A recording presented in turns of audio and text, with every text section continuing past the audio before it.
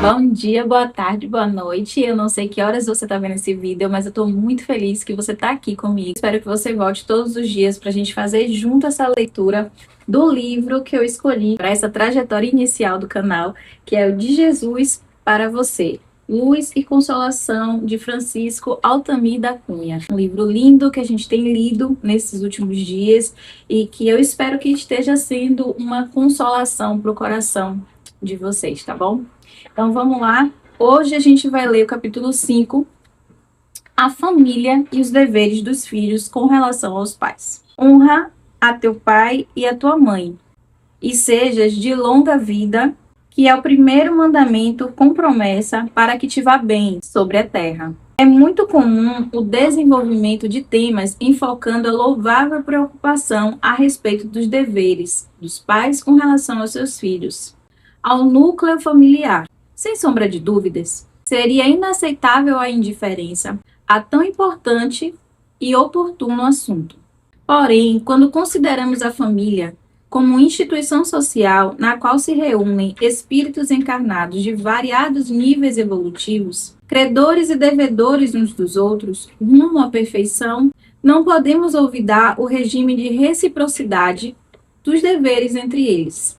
Se é verdade que aos pais compete o dever de amar, proteger, assistir e educar o filho para a vida, não é menos verdade que aos filhos cabe o dever de amar, respeitar e assistir os pais em suas necessidades, principalmente na velhice, quando o peso da idade os torna dependentes. É importante lembrar que o cumprimento desse dever independe de como os pais se comportaram, se cumpriram ou não seus deveres. E isso não deve interferir no dever dos filhos. A oportunidade reencarnatória, da qual os pais se fizeram instrumentos, já é suficiente para que os filhos lhes sejam gratos. Cometeriam um grave erro os filhos que se acomodassem ao simples dever da assistência material, embora não se pode desconhecer o seu valor. Porém, é importante ressaltarmos que toda criatura necessita muito mais do que esse tipo de assistência. Lembramos que em uma das nossas visitas costumeiras a um ancianato, ouvimos de uma interna o seguinte comentário: aqui eu tenho apartamento com televisão e uma pessoa para cuidar de mim. Mas o que eu queria mesmo era estar ao lado do meu filho. Hoje era um sábado. Ele deve estar passeando com os filhos e a esposa. Sinto muita saudade dele.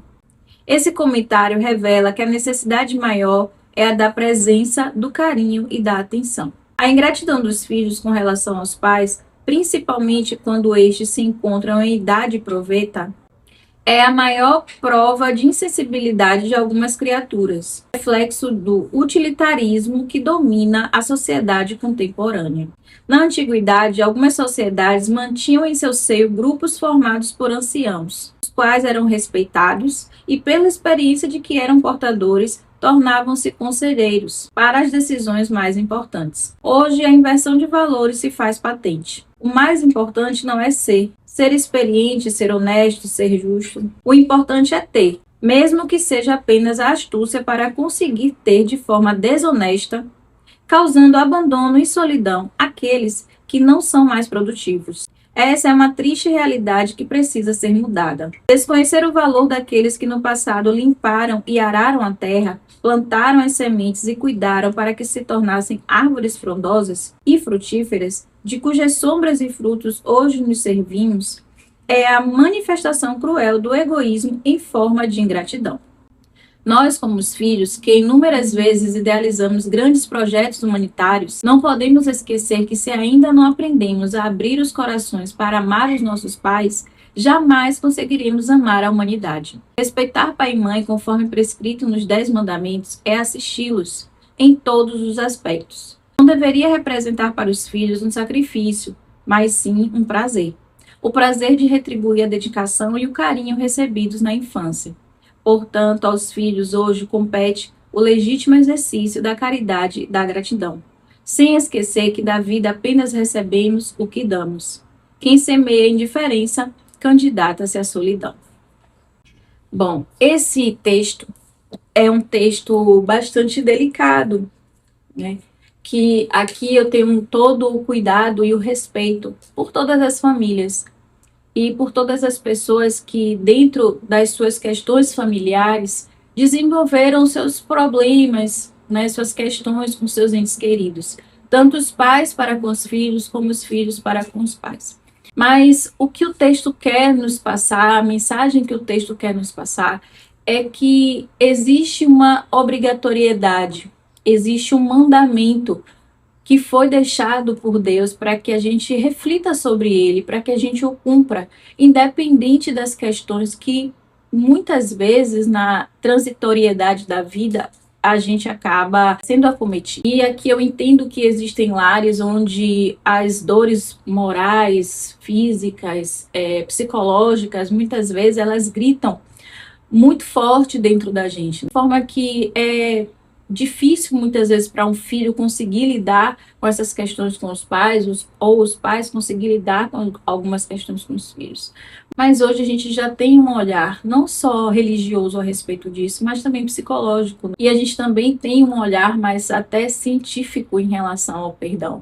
O perdão, ele não só nos liberta da dor, como ele também impede que a gente adoeça por causa da dor, né? Por causa desse sentimento que acaba nos prendendo muito mais aquela pessoa a qual sentimos esses conflitos internos do que nos desligando. Então, primeiramente, o perdão, ele não só é libertador de sentimentos negativos, como também ele nos liberta de possíveis doenças, possíveis complicações maiores com as leis de Deus e com o nosso próprio corpo. Então, de toda forma, a única saída para as nossas dores, as nossas angústias, sob a minha análise, meu ponto de vista, é sem dúvida nenhum perdão.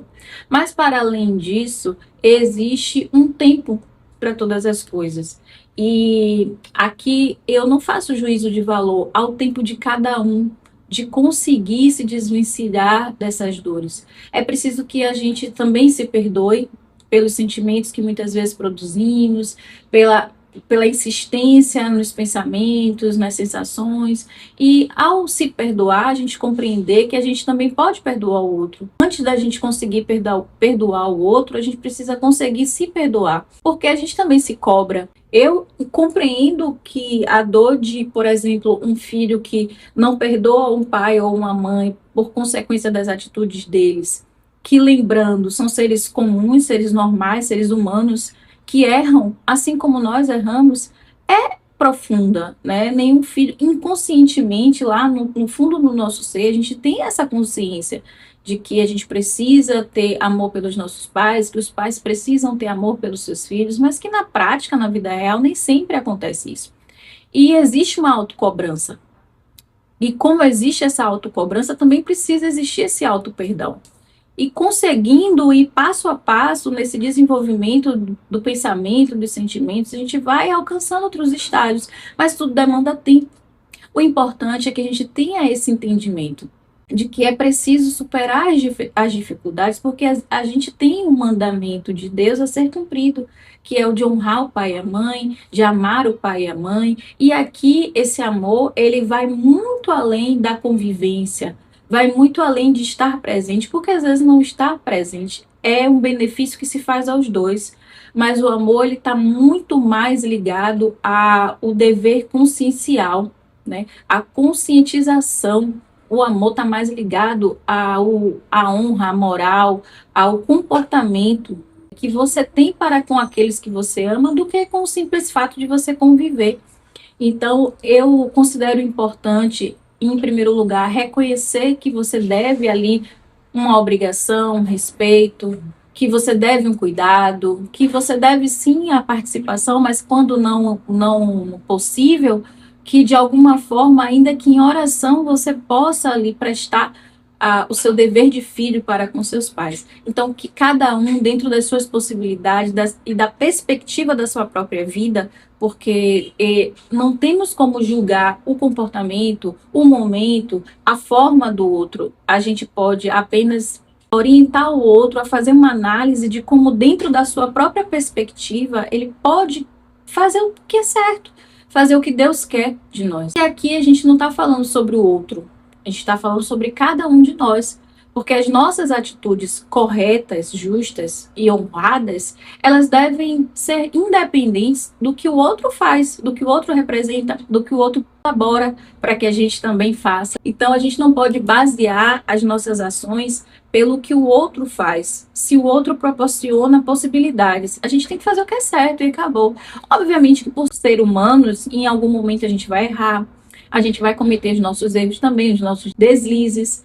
Provavelmente no decorrer da nossa vida a gente vai fazer milhares de coisas das quais a gente vai se arrepender. Né? Eu sou uma pessoa comum e reconheço todos os meus erros, reconheço os meus passos em falso, reconheço os momentos em que eu falei o que não devia, fiz o que eu não devia, aceitei convites que eu não deveria. Tudo que eu não poderia ter feito aqui, né, da minha juventude até aqui, eu tenho total consciência. Mas isso me prende aos meus erros? Claro que não.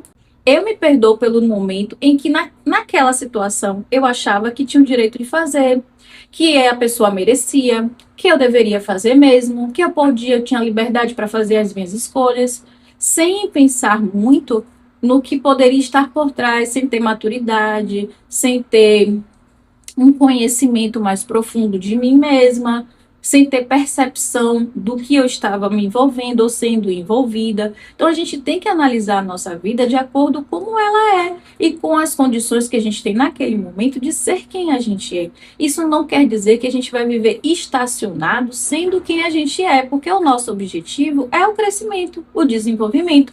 Nós somos seres mutantes, a todo momento podemos mudar. Eu posso mudar daqui a um minuto e ser uma pessoa totalmente diferente. Então não existe desculpa para continuar sendo quem somos, porque o nosso objetivo é se desenvolver, evoluir, progredir. Então que essa mensagem ela venha como uma mensagem de não só reflexão, mas também de motivação, também de olhar para nós mesmos numa perspectiva de mudança, de crescimento, de perdão, de autoliberação para fazer o que a gente precisa e não só o que a gente quer. Porque à medida que a gente vai crescendo, a gente vai entendendo que a gente não pode fazer só o que a gente quer, né? Só o que o outro merece, só o que o outro nos possibilita facilmente. A gente precisa fazer o que é certo, independente de qualquer coisa. Então, que a gente possa pedir a Deus sempre essa força, essa orientação, para passar muitas vezes por situações que nos constrange, que às vezes nos magoa, mas ser superior a tudo isso e fazer sempre o que for correto. Afinal de contas, a gente já tem algo a nosso favor que é ter nascido, que é ter tido a possibilidade de, através dos nossos pais, estarmos aqui para também fazer a nossa caminhada.